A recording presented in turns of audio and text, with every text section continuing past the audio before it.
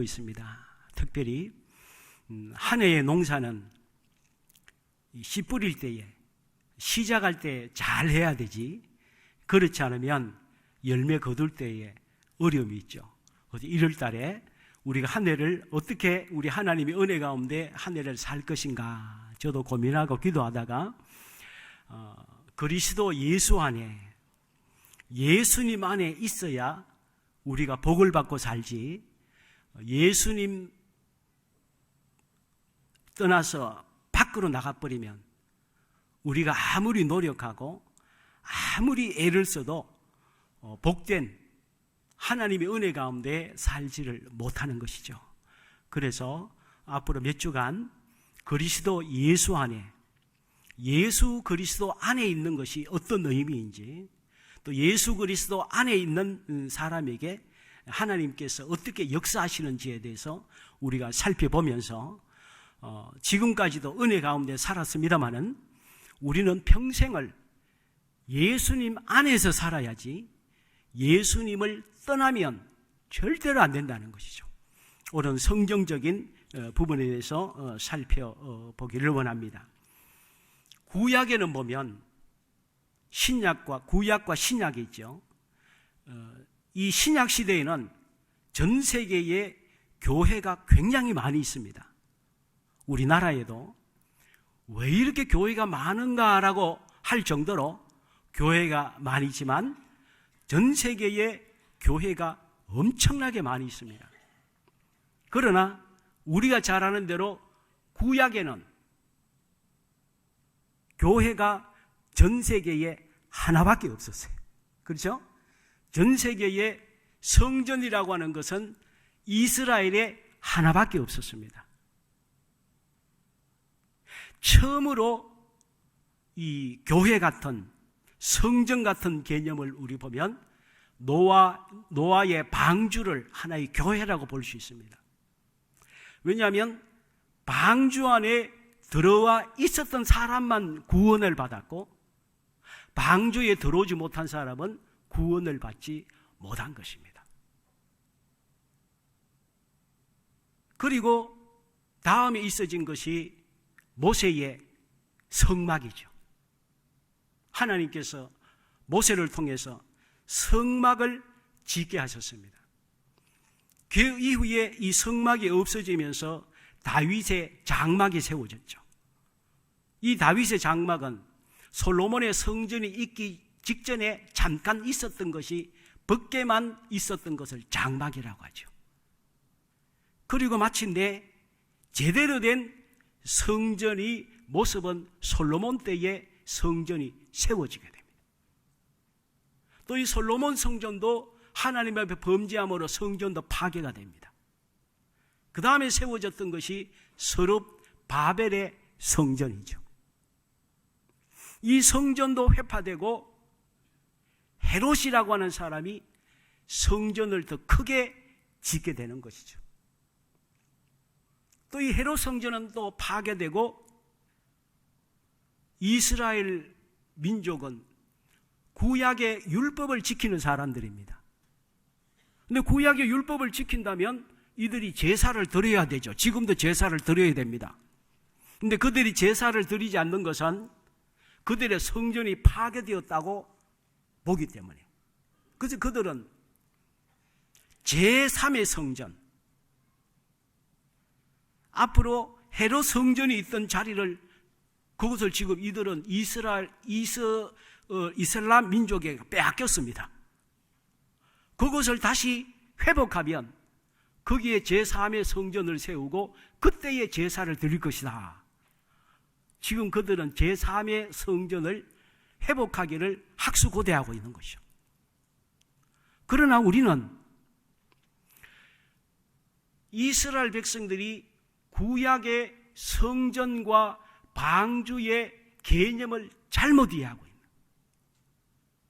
노아의 방주, 모세의 성막, 다윗의 장막, 솔로몬의 성전, 스룹바벨의 성전, 헤롯의 성전은 무엇을 상징합니까? 왜 이 성전이 있었지요? 이 구약에 있는 성전들은 모두가 예수 그리스도의 모형인 것입니다. 그래서 구약에 있는 모든 성전은 예수 그리스도의 그림자예요. 그러니까 예수 그리스도가 이 세상에 필요하다는 것을 알려주기 위해서 구약에 성전들이 있는 것이고, 율법을 주신 이유도 율법은 그림자요 율법의 실체는 예수 그리스도이죠. 그래서 인간으로는 인간의 노력과 인간의 어떤 모습을 통해서도 우리는 구원받을 수 없는 존재인데, 그러므로 예수 그리스도가 필요한 것이죠. 그래서 구약의 모든 말씀들, 율법, 성전, 성막, 이 모든 것은 예수 그리스도를 가리키고 있습니다. 그래서 예수님께서 이 땅에 임하신 것은 성전으로 임하신 것입니다.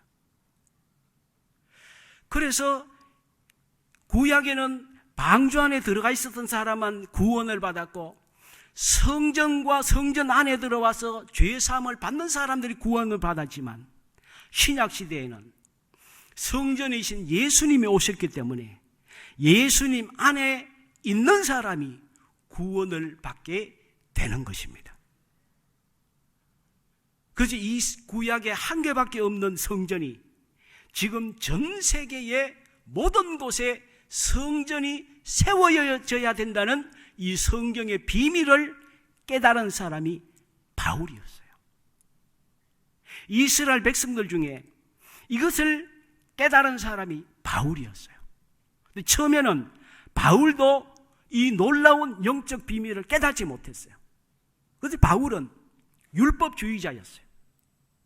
율법이 구원을 가져다 주고 율법을 지키는 자만이 하나님의 백성인 줄 알아서 바울도 율법주의자였지, 율법이 예수 그리스도를 상징한다는 것을 바울도 몰랐어요.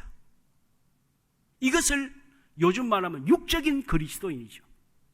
성경을 지식적으로 알지 영적으로 깨닫지를 못한 거예요. 그러니까 율법은 지키는데 율법이 가리키는 율법의 완성자이신 예수 그리스도를 믿고 예수 그리스도 안에 있어야 된다는 사실을 바울은 못 깨달은 거예요. 그러니까 성경 전체의 영적인 것을 깨달은 것이 아니고 부분적인 것을 거기에 목을 메고 살았던 사람이 바울이었습니다. 근데 하나님께서 예수 그리스도를 통해서 바울을 만나시죠. 그리고 바울에게 우리 주님께서 가르치십니다. 바울아, 너 왜 이러냐? 네가 성경을 그렇게 보면서도 성경의 내용을 어떻게 이해하지 못하니? 율법의 완성자가 바로 나야. 구약의 성전이 바로 나야.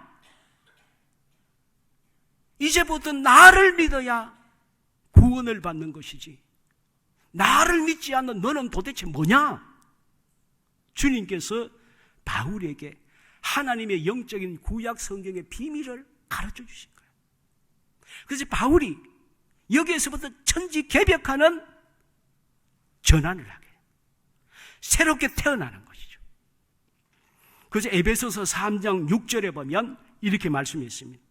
여기서 바울이 완전히 깨어지는데, 바울은 이때까지만 해도, 예수님을 만나기 전까지만 해도 이스라엘 민족만이 하나님의 백성이고 율법을 지키는 자만이 구원을 얻는 줄 알았어요. 그러다가 예수님 만나고 완전히 깨어지게 되는데 에베소 3장 6절에 이렇게 고백합니다. 이방인들이, 이스라엘 밖에 있는 사람들입니다. 이방인들이 복음으로 말미암아 그리스도 예수 안에서 함께 상속자가 되고 함께 지체가 되고 함께 약속에 참여하는 자가 됨이라. 이제는 이스라엘에만 성전이 필요한 것이 아니고 전 세계의 이방인들도 다 구원받는 것이 하나님의 뜻이며, 그리고 그러기 때문에 이제는 성전은 이스라엘만 있는 것이 아니고 전 세계에 성전이 있어야 된다는 것은 그것을 바울은 깨닫게 됩니다. 그래서 에베소서 3장 10절에 보면 이렇게 고백합니다. 이제 교회로 말미암아 하늘에 있는 통치자들과 권세들에게 하나님의 각종 지혜를 알게 하려 하심이니, 교회로 통해서 하나님의 비밀의 계시의 말씀들이 계속 전 세계에 전파된다. 그래서 바울은 그때부터 다니면서 교회를 세우시잖아요. 왜냐하면 하나님은 이제는 교회를 통해서 하나님의 구원을 전파하시고 하나님 이 세상을 통치하신다는 것을 이 바울은 깨달은 거예요. 우리나라에 믿지 않는 사람들은 왜 이렇게 교회가, 크고 작은 교회가 이렇게 많냐, 왜 이 십자가가 이렇게 많냐라고 믿지 않는 사람들은 모르니까 그런 말 할 수 있어도, 우리 예수 믿는 사람은 교회가 왜 이렇게 많냐는 얘기는 입 밖에도 내시면 안 돼. 교회는 더 많아져야 돼. 전 세계의 교회로 뒤덮여야 돼. 그래야 사람들이 구원을 얻지. 우리나라의 교회는 이렇게 많은데 갈수록 교인들의 숫자가 줄어들고 있잖아요. 교회를 통해서 주님은 역사하시고 교회를 통해서 구원하시는 거예요. 교회는 예수 그리스도예요. 그래서 교회는 예수님의 몸이라고 하죠. 오늘 이 안에 들어오신 분들은 예수님 안에 들어오신 줄 믿으시기 바랍니다. 그래서 우리는 예수님 안에 있어야 되지, 예수님 밖에 있으면 이 세상에서 아무리 살고 아무리 복된 자기 나름 잘 살았다 그래도 의미가 없어요. 예수님 밖에 있는 사람은 세상에서 오래 살든 짧게 살든 그냥 끝나는 거예요. 지옥이에요. 예수님 안에 있어야 되지, 예수님 밖에 있어서는 생명이 없는 것입니다. 바울은 이걸 깨달은 거예요. 자기는 구약 성경에는 성경 교사라고 할 정도로 랍비 중에 랍비였지만 영적인 의미를 깨닫지 못했어요. 바울은 예수님 밖에 있었던 것입니다. 그러다가 예수님을 만나고 나서 예수님 안에 있어야 새로운 피조물이 되고 새로운 창조물이 되고 하나님의 자녀가 된다는 사실을 바울은 깨닫고, 이때부터 이 바울은 신약 성경을 얼마나 많이 썼습니까? 이 바울이 쓴 모든 편지에 보면 가장 많은 단어가 그리스도 예수 안에, 주 안에, 그리스도 안에, 그리스도를 향하여, 계속해서 그리스도 안이라는 단어를 바울은 거의 200번 가까이를 그리스도 안에 있어야 된다, 예수님 안에 있어야 된다. 나처럼 율법은 알지만 율법이 예수 그리스도를 말씀한 것도 모르는 낯 높고 기억자도 모르는 어리석은 자가 되지 말고 예수님 안에 있어야 된다. 이걸 바울은 그때부터 계속해서 강조하는 거예요. 그래서 고린도 후서 5장 17절에 보면 어떻게 고백합니까? 그런즉, 너무 중요합니다. 우리 같이 한번 읽어보겠습니다. 시작. 그런즉 누구든지 그리스도 안에 있으면 새로운 피조물이라. 이전 것은 지나갔으니 보라 새 것이 되었도다. 그래서 바울 사도가 고백하는 것입니다. 누구든지, 이 세상에 존재하는 모든 사람은 그리스도 안에 있으면 새로운 피조물이다. 이전 것은 지나갔으니 보라 새 것이 되었다. 그래서 바울이 계속해서 많이 사용하는 단어가 무엇입니까? 새로운 피조물, 새 것이 되었다. 새 계명을 너희에게 주노니 새 사람이 되었다. 옛 사람을 벗어버리고 새 사람을 입어라.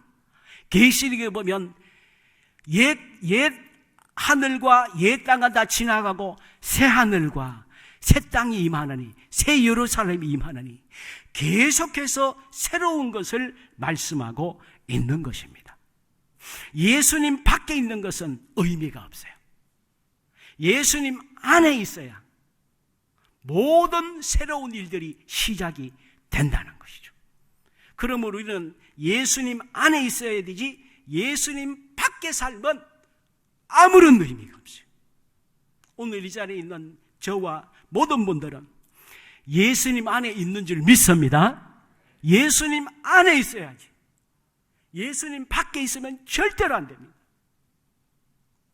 그러므로 우리 사랑하는 자녀들, 가족들, 부모, 형제들, 예수님 안에 있는지 예수님 밖에 있는지 우리는 살펴야 돼요.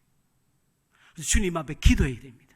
하나님, 우리 가족들을 시작해서 사랑하는 모든 분들이 예수님 밖에서 살지 말고 예수님 안에서 살게 하여 주시옵소서. 예수님 안과 밖은 천국과 지옥의 차이입니다. 예수님 안은 천국이지만 예수님 밖은 지옥이에요. 예수님 안에 있는 것에 대해서 이 바울 사도는 이 서신서에서 계속 말씀하고 있습니다.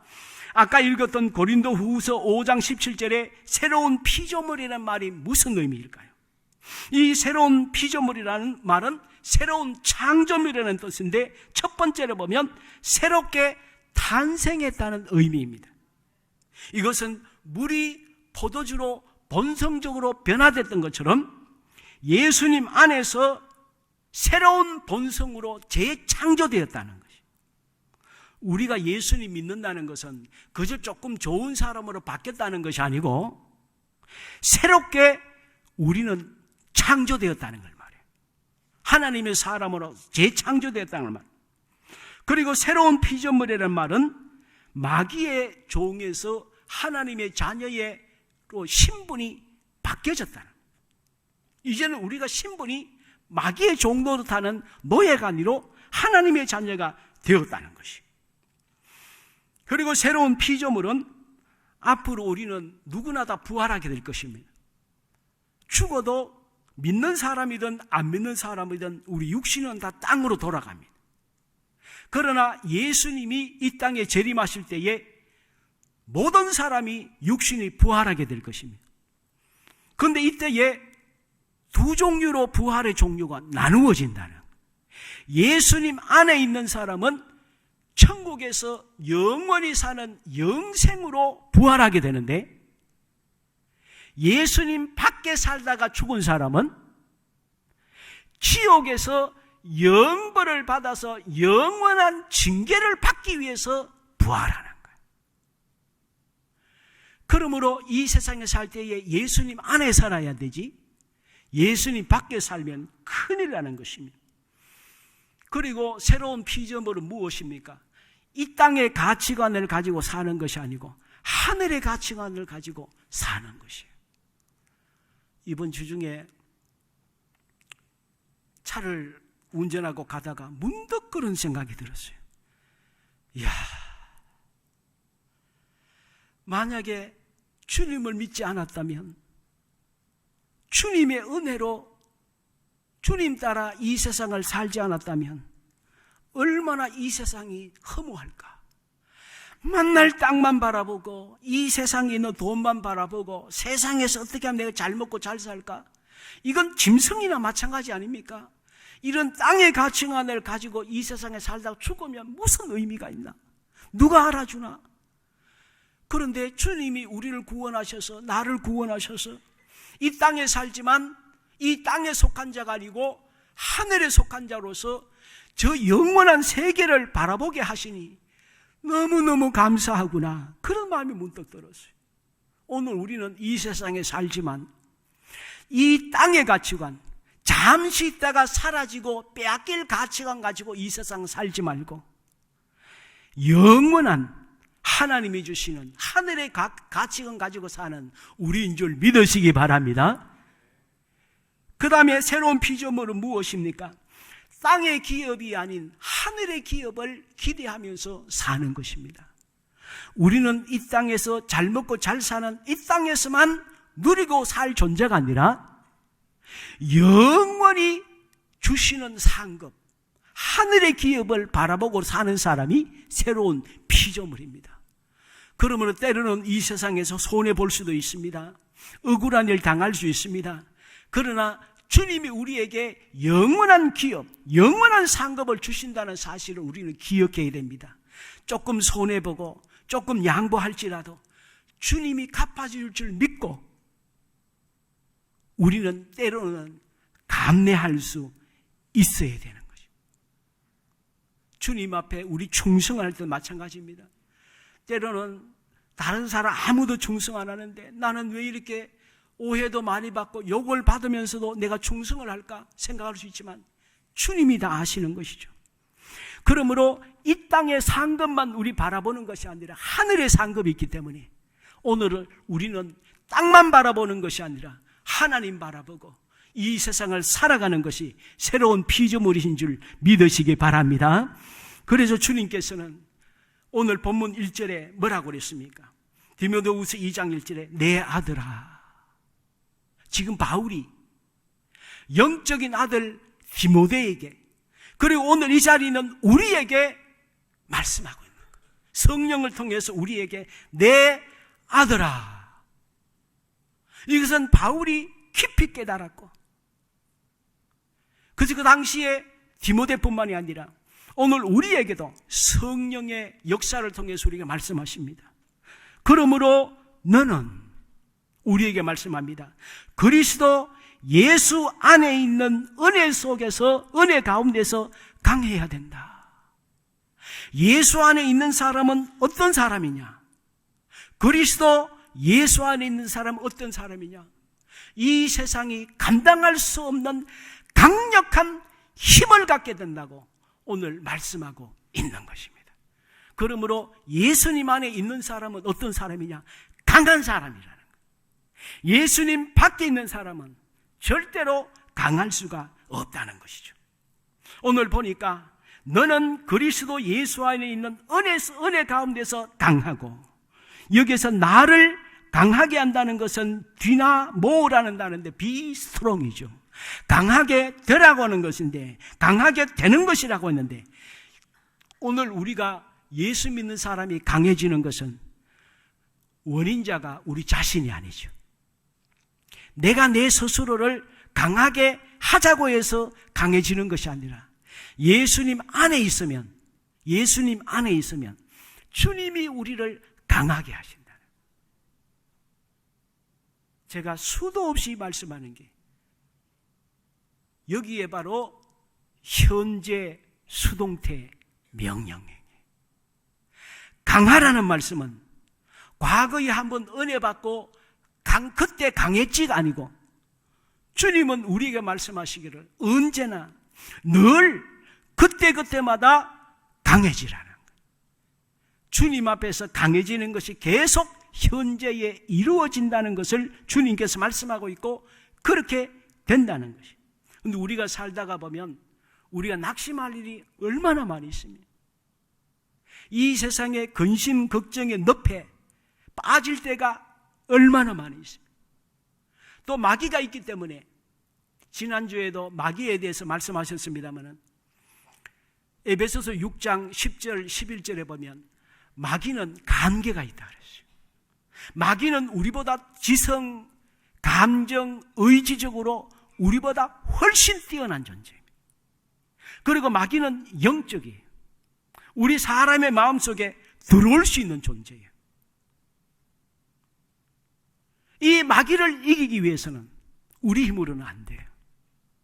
마귀의 간계를 극복하기 위해서는 예수님 안에 들어와 있어야 마귀를 이겨내지, 예수님 안에 들어와 있지 않으면 우리는 마귀를 이길 수가 없는 것이죠. 그래서 마귀는 우는 사자처럼 우리를 24시간 노리고 있어요. 노리고 있는. 그래서 우리가 마귀를 대적하는 이 강력한 힘은 우리의 힘으로 가능한 것이 아니라 예수 그리스도 안에 있어야 되는 거예요. 그래서 이 바울 사도는 예수님 밖에 있을 때에 자기가 성경을 얼마나 많이 안다고, 내가 얼마나 교만하고 이 율법이 예수님을 가르치는지도 모르고 자기는 율법 선생이라고 교만 떨었던 거 너무너무 부끄러워서 바울이 예수님 안에 들어와서부터 무슨 얘기합니까? 내가 과거에 율법을 알았고 성경을 가르쳤고 바리새인이고 우리 집안이 좋고 내가 좋은 학교 나오고 제가 잘나고 자기 집이 부자고 이게 너무너무 창피하고 부끄러워서 배설물처럼 버렸다 그랬어요. 예수님 밖에 있을 때에 가지고 있는 건 전부 배설물이에요. 아무것도 아니에요. 주님이 인정 안 하는데. 그러므로 중요한 것은 예수님 안에 있어야 돼요. 예수님 안에 있어야 강해지고 마귀를 대적할 수 있고 능력 있는 삶을 살 수 있지. 예수님 밖에 있으면 마귀를 절대 이기지 못합니다. 예수님 밖에 있을 때에 어떻게 됩니까?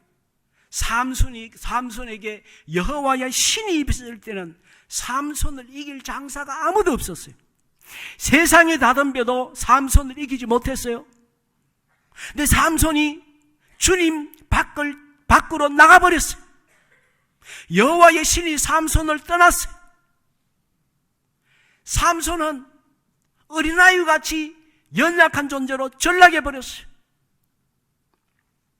마귀의 놀이개감이 됐어요. 별거 아닌 존재가 됐어요. 오늘 우리도 마찬가지입니다. 우리가 예수님 밖에 있으면 우리는 별거 아닌 존재가 돼요. 맛을 잃은 소금이 되어서 세상이 예수 믿는 사람을 우습게 알게 돼요. 그러나 우리가 예수님 안에 있으면 세상이 우리를 절대로 함부로 하지 못하는 것입니다. 저는 이 마지막 때에 세상에 비 맞추려고 사는 그리스도인 되지 말고 우리가 예수님 안에 있어서 세상이 두려워하고 세상이 함부로 할 수 없는 능력 있는 강력한 그리스도로 우리 남은 삶을 사는 저와 이 자리에 있는 모든 분들이 되시기를 주님의 이름으로 축원합니다. 기도원 300용사 보십시오. 미디안은 수십만이었어요. 그런데 기도원은 300용사였지만 이들은 예수님 안에 있었어요. 예수님 안에 있었어요. 그래서 300용사가 수십만을 이긴 것은 기도원의 용사가 이긴 것이 아니라 예수님 안에 있을 때에 하나님께서 이기게 하신 것이죠. 우리 인생도 마찬가지입니다. 우리 남은 인생을 살아갈 때에 내가 재주가 좋아서, 내가 공부 잘해서, 내가 줄 잘 타서, 내 주위에 능력이 있어서, 우리 부모님의 많은 것을 물려주어서 내가 이 세상 잘 산다고 생각하면 절대로 잘못된 것이에요.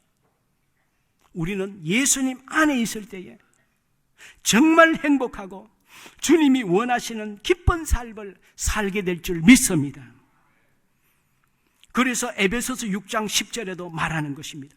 정말로 너희가 주 안에서와 그 힘의 능력으로 강건하여 지고, 그리고 빌립보서 4장 13절에 보니까 내게 능력 주시는 자 안에서 내가 모든 것을 할 수 있느니라. 모든 할 수 있느니라.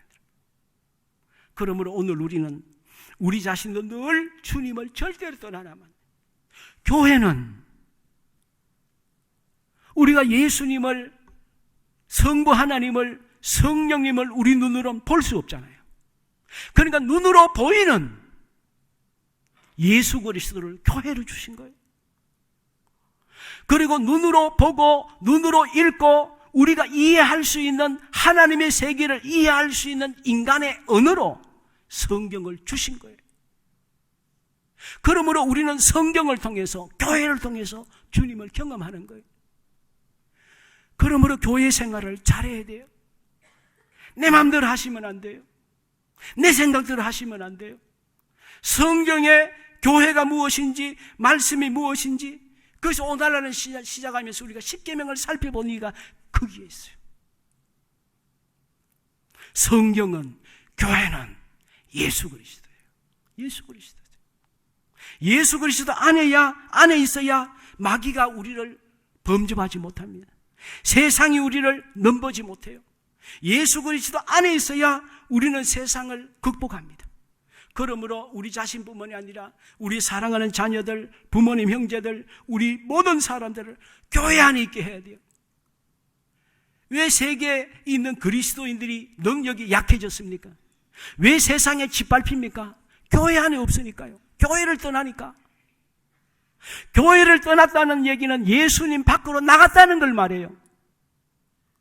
예수님 밖을 떠나면 마귀의 밥이에요. 마귀는 절대로 남 잘되게 하는 것이 아니라 전부 짓밟는 게 마귀의 특징이에요. 그러므로 우리는 우리 자신뿐만이 아니라 우리 주위에 사랑하는 사람들 절대로 교회를 떠나지 않도록, 예수님을 떠나지 않도록 우리는 기도해야 하는 것입니다. 그리고 예수님 안에 있을 때에 어떤 사람이 됩니까? 충성스러운 사람이 됩니다. 예수님 안에 있으면 충성스러운 사람이 돼요. 2절에 보니까 이렇게 말씀했습니다.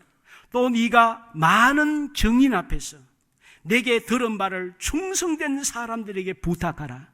그들이 또 다른 사람들을 가르칠 수 있으리라. 충성스럽다. 하나님은 아무하고나 일하시지 않죠. 이 세상에도 회사에서 직원 뽑을 때에 아무나 오라고 합니까? 월급을 주는데 일도 못하고 회사에 필요치도 않은데 인지상정 때문에 사람 막 오라고 합니까? 이 세상의 회사도 사람 쓸 때에 얼마나 심혈을 기울여서 사람을 뽑습니까?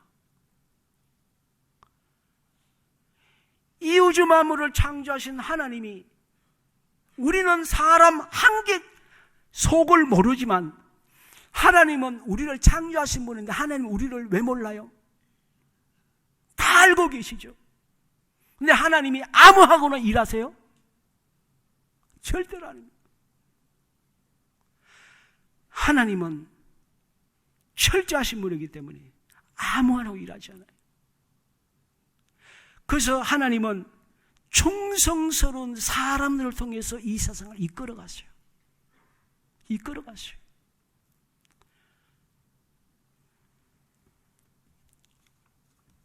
충성스러운 사람은 언제나 하나님께 충성하지요.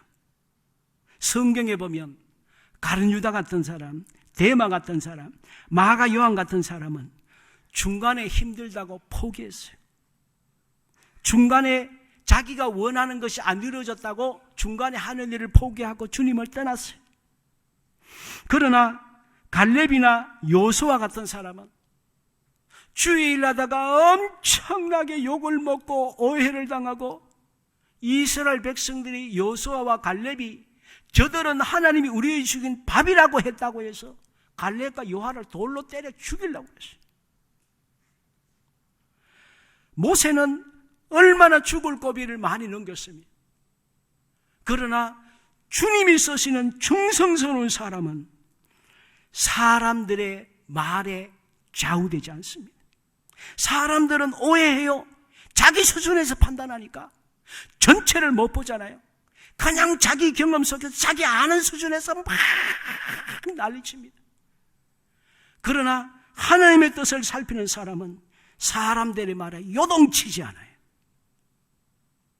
하나님을 바라보고 하나님의 뜻을 살피지 사람의 뜻을 살피지 않아요. 저는 이 자리에 있는 우리 제자교회 모든 분들이 하나님께 기도하셔야 돼요. 사람들의 말에 움직이는 육적인 그리스도인인지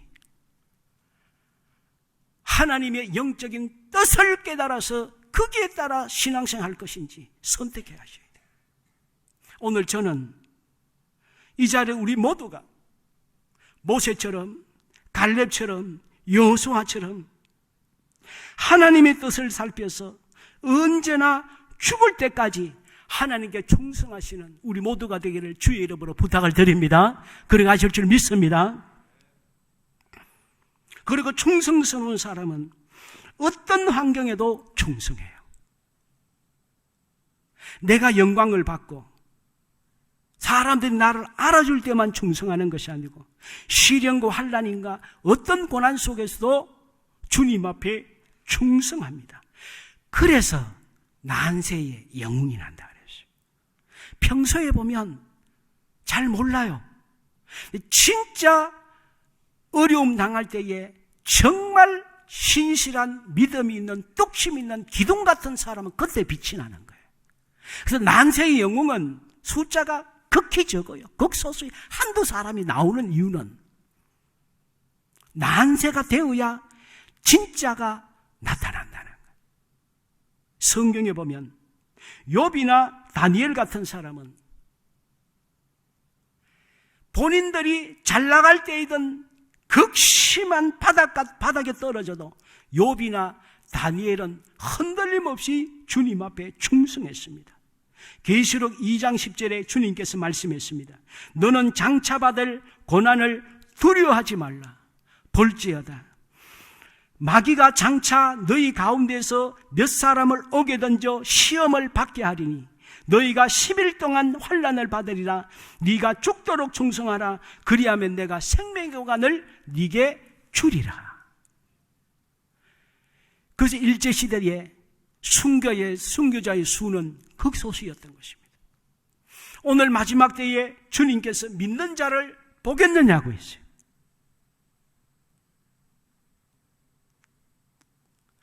북한의 교회 다 어디 갔습니까? 북한에 그 많이 믿던 사람들 다 어디 갔습니까? 순교자가 왜 나타나지 않습니까? 왜 저렇게 무참하게 무너졌습니까? 오늘 그럼 우리 남한은, 우리 대한민국은 진짜 시련이 왔을 때에 과연 한국에 있는 교회들이 그대로 다 있을 수 있을까요? 환란이 닥쳐봐야 아는 것입니다. 지금은 죽도록 충성할 것 같고 순교할 것 같아도 역사적으로 보게 되면 환란 앞에서 많은 사람들이 주님을 떠나는 일들이 있더라는 거예요. 오늘 예수님 안에 있는 사람은 충성된 사람이라고 했습니다. 충성은 적은 일이든 작은 일이든 변함없이 언제나 끝까지 충성하는 것이 충성입니다. 저는 저를 비롯해서 오늘 이 자리에 있는 우리 제자교회 모든 분들은 주님이 오시는 날까지 지금처럼 우리 대한민국이 평안하게 종교의 자유를 누리며 예수님 오실 때까지 그럴 수도 있습니다마는 앞날은 주님만이 아시잖아요.